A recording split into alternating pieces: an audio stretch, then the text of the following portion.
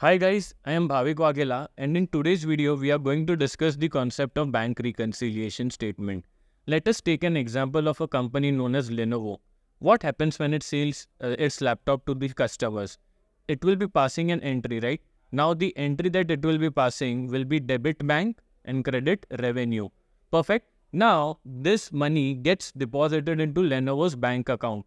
So even the bank account over there will be maintaining the entry for this particular transaction. In that case, what will be the entry that bank will pass? It will pass the entry as debit bank, credit Lenovo. Okay. So now if we see, this transaction gets recorded in both the books. First one is Lenovo's cash book as well as Lenovo's bank statement. Many a times what happens is these balances don't match. Now generally the cash book and the bank statement both should match. But many a times these balances don't match. The reasons could be number one, the error made by any one of them, either the bank or the accountant of Lenovo, or there can be timing differences as well. Now what do we mean by timing differences? Timing differences means, for example, Lenovo received a check on 28th April, right? Now Lenovo went to the bank on 30th April to deposit this check. Now when Lenovo must have received this check, it must have recorded this transaction in its cash book on 28th April. But this same check, this same transaction gets recorded in the bank statement on 3rd May.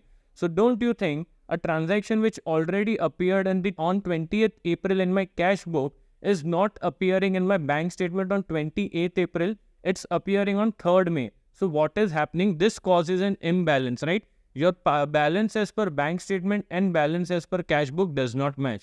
So for this reason, what we do is we prepare a bank reconciliation statement. Now what happens in a bank reconciliation statement? We find out the differences and justify the reason for these differences. For example, let us take an example. The bank balance is $1 million.